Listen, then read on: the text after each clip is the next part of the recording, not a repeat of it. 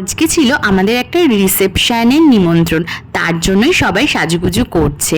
Duty করে তারপরে আমরা রেডি হচ্ছিলাম সবাই মিলে একসাথে। আর এখানে দিদিও চলে এসছে বাড়ি থেকে রেডি হয়ে, সেটাই দেখাচ্ছিল। আর আমিও এখানে সেজেছিলাম, একটা দিদি এসেছিল আমাদের সবাইকে সাজাতে। কেমন হয়েছে লুকটা সবাই আমাকে বলো।